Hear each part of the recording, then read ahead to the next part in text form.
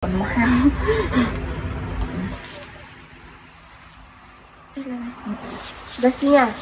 Singa Nila Utama, an imaginative, adventurous king, was relaxed by nature and wanted to travel faraway places. He loved hunting wild animals, so when we heard that there were stags in the jungle of the Tanjuning Berry town which were not easy but hunt, he was excited and took them. He was excited and took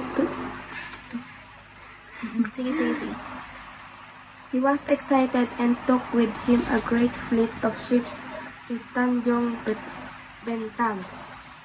When the king arrived upon the island, he asked his subject and had a hunting expedition that lasted several hours, slaying many wild and savage beasts, but no stag.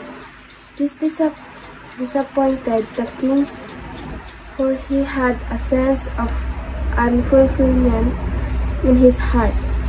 Suddenly, a large stag darted out of the bush in front of Sang Nila Utama, giving the king a shock. But the king drew Silver the dagger and hurled it at the stag, only grazing the animal. The stag began to run. The king pursued it. In those days, it was either your feet or nothing. The stag ran through the jungle and darted up a knoll. The king followed the stag up the hill, but upon researching the summit, the stag was nowhere to be seen. There was a large rock, so the king climbed it and looked at the land and the sea, and spread out around him.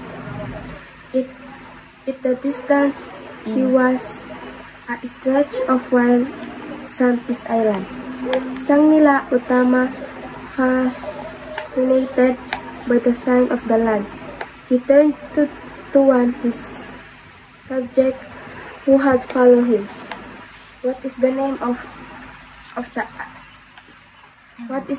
the island? The subject looked into the distance and smiled. That is Tamaset, your highest. Then we are going there.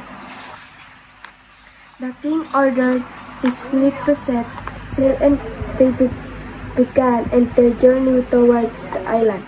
Suddenly, the once clear blue sky were covered with the black clouds. Heavy rain poured from them, and strong bursts of wind threatened to tear the ships apart.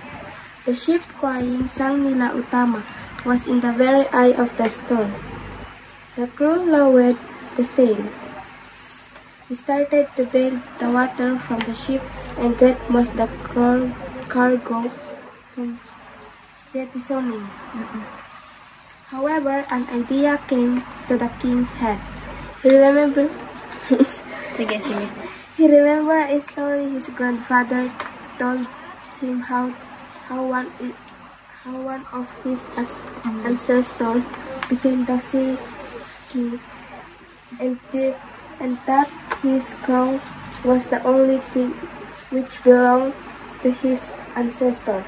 He removed his crown immediately and threw it into the sea. All at once, the storm broke. As suddenly as it started, the skies began to clear, and the crew gave a shout of joy and set sail once more to the island of Temaset. When the king stepped upon the land, a creature stepped out of nowhere, and the king and his men were struck by the magnificent creature. It was large and moved with grace, had a black head, covered in a foreign mane, a whitish neck, and a red body. When the king drew his bow and arrow, the beast stared back at him with golden eyes and let out deafening roar before leaping into the jungle. What sort of animal was that? The king asked. I was old man stepped forth. I have seen animals in portals of the fairy. I have seen animals in portraits from the far west. Perhaps this is Asia. But I wonder how I got all the way here. This must be a great place if it bred such a beautiful animal. Let us live here on the island of Singapore.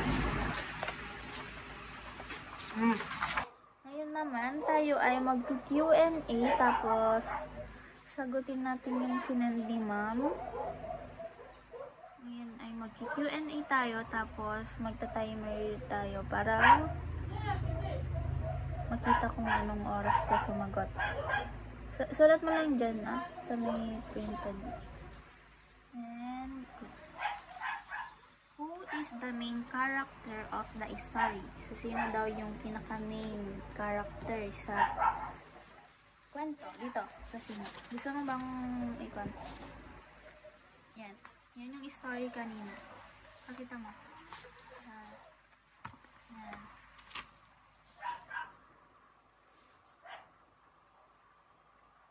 Main story. Naintindihan mo na?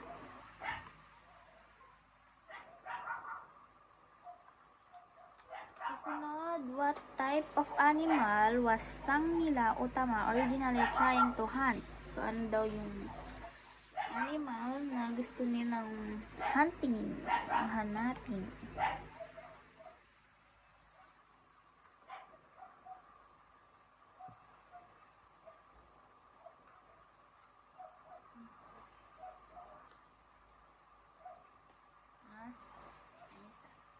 Number 3. What did the king see when he climbed a large rock? Ay, hindi. Wait lang, mali pa rin tanong.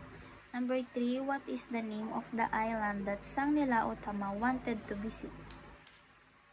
Ano the name ng island?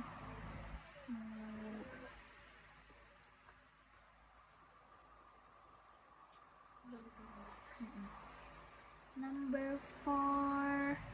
What did the Sea King when he climbed a large rock on the knoll? Ano daw yung nakita niya nung makyat siya sa bato na malaki?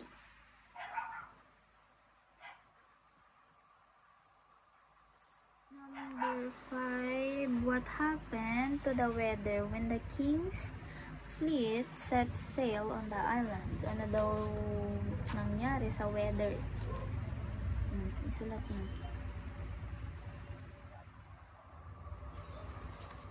Hindi ka pala nakikita. Sige, sulatin lang.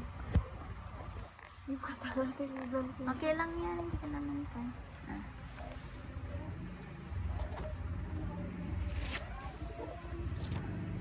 Nandiyan na sila. Bilisan mo.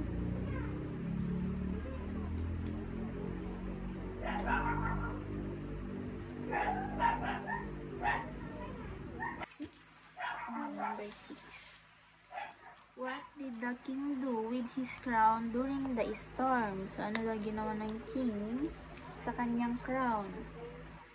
Pwede kang mag-English kung kaya mo o kaya Tagalogin. Ang ginawa niya sa crown niya para tumigil ang weather. Tapos na. Number 7. Describe the creature that the king encountered to the island. What did it look like?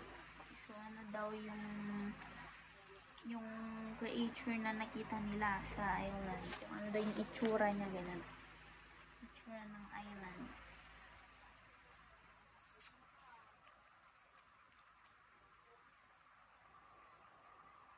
Alam mo? Sulat mo na lang yung alam mo. I-check ko na lang. Number 8. What did the wise old man suggest the creature might be? Ano daw yung sinuggest ng matandang lalaki?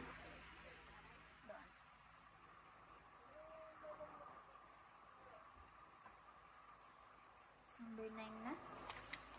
Number 9. What name did Sang-Nila Utama give to the island after his encounter with the creature? So, ano daw ang pinangalan ni Sang-Nila sa island?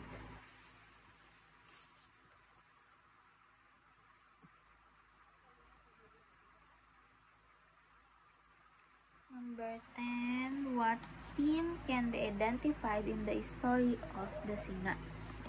Ano daw yung theme na ina-identify sa story ng Singa?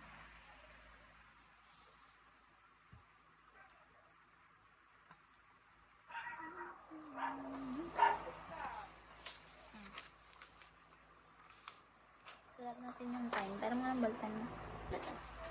Ngayon, tayo ay magta-timer at sagutin mo ang true or false. Yan. Basahin ko pa o ikaw na lang? Sige, ikaw na. Number 1. Sulat ako. Isulat mo dito na. Sige, sabi na lang. Sulat mo kung true kapag tama at false naman kapag mali. Number 1. Sang-Nila Utama was a king who loved to hunt wild animals. So, si Sang-Nila daw ay mahilig ba siyang mag-hunting ng wild animals o hindi? Number 2. The king successfully hunted many stags during his expedition. So, nagiging successful ba ang king kapag nag-hunted siya ng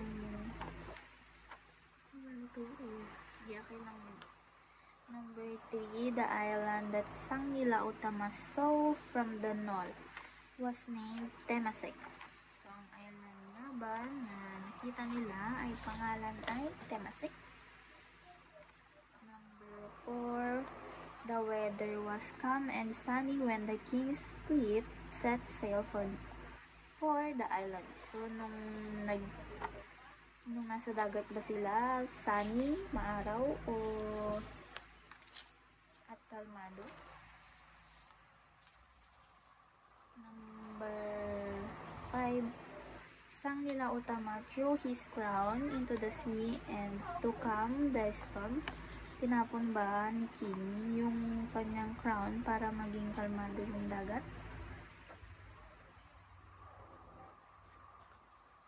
Number 6. The creature that the king encountered had a blue body and yellow eyes. Nakita ba din lang animal ay may blue body at yellow eyes. Blue body. Number 7. A wise old man identified the creature as Singa.